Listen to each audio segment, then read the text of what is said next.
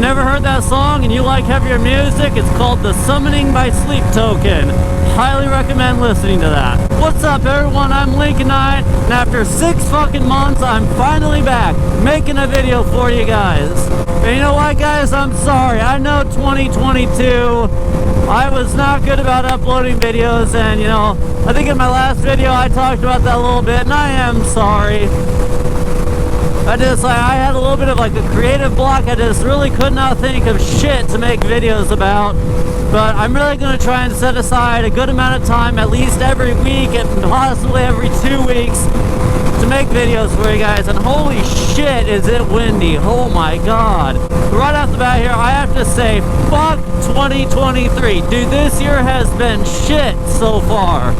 I hate it. It's been like one issue after another has just been beating me down. So first off, the job that I was working at last year, I worked at a custom car restoration shop, and since they were so small, I wasn't a W-2 employee, I was 1099. So basically what that means is I'm classified by the IRS as a self-employed contractor, basically. So I didn't have taxes taken out of any of my paychecks, and I went into it knowing that I was going to have to set aside money to pay my taxes, and I was going to have to pay in. But I wasn't expecting having to pay 10 grand in taxes. It was $9,863 that I owed the IRS come tax time.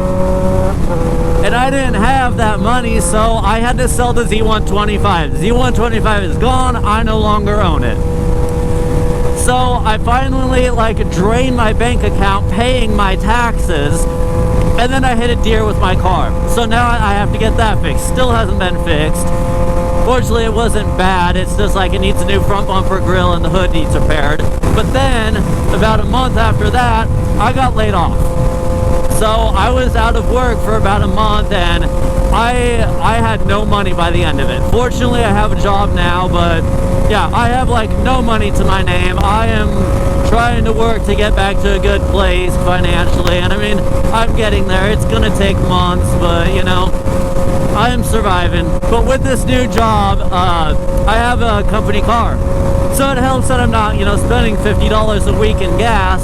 But the issue with that is the best time for me to make videos was riding to work or riding home from work. So now that opportunity's gone. So I am going to actually have to set aside time, like during the weekends or something, to make videos.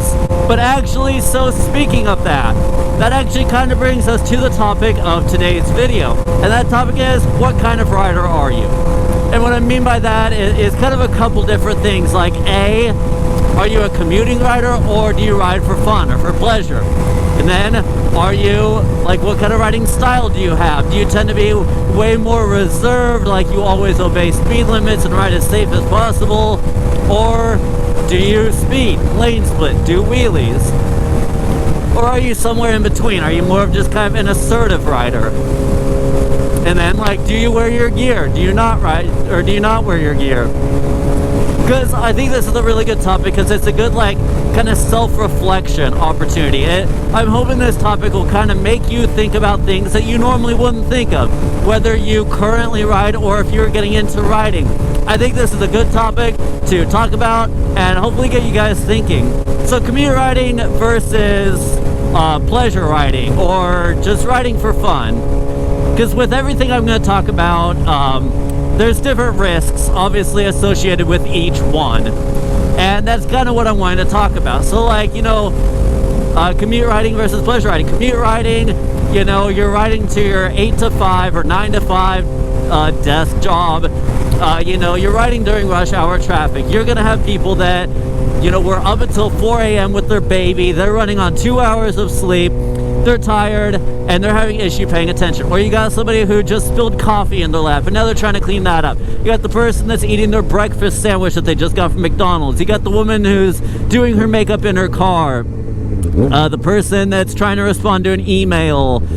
You know, you got people like that. And obviously with rush hour traffic is going to be a lot more dense. You're going to have bumper-to-bumper traffic, people slamming on their brakes. You know, you got a lane closure, you got people trying to quick merge over on you. You know, those are all things that you're going to have as risks if you're a commuting rider. And I know it. I've been a commuting rider since I had got my first bike. Now, fortunately, I never had to do any downtown riding, but oh my God, downtown Lincoln during rush hour, holy shit, you're backed up for blocks and people are just merging on you, slamming on the brakes. Yeah, it's not a good time. So if you're riding in that, obviously you're gonna have to be way more alert than the guy who, you know, maybe he only rides for pleasure. Maybe he only takes his bike out on Sundays between the hours of 11 o'clock in the morning and 3 o'clock in the afternoon. You know, you're not gonna have dense traffic. You're not gonna have sleepy drivers. You're not gonna have the same type of traffic that you're gonna have during rush hour when you're commuting.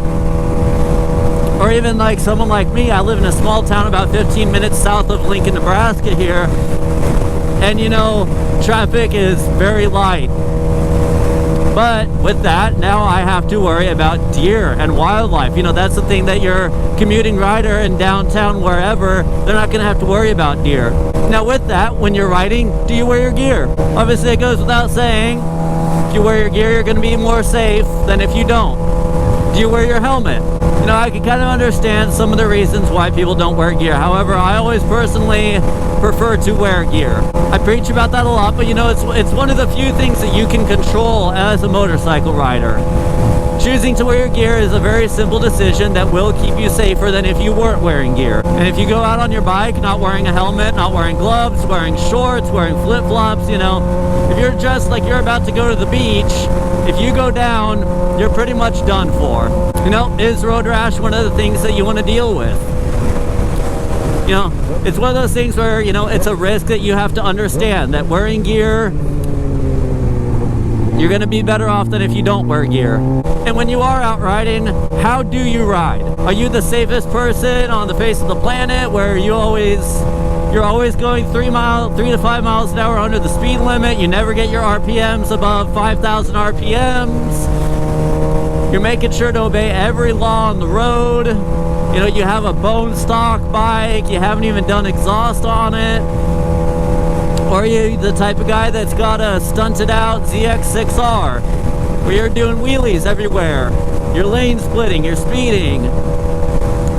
Or are you like me? I like to think of myself as more of an assertive rider, where it's, you know, I may do some things here and there that aren't the best decisions, but I like to think that when I do speed or do anything like that, I make sure I'm in an area where there's nobody that can pull out in front of me, and I don't do it for long periods of time.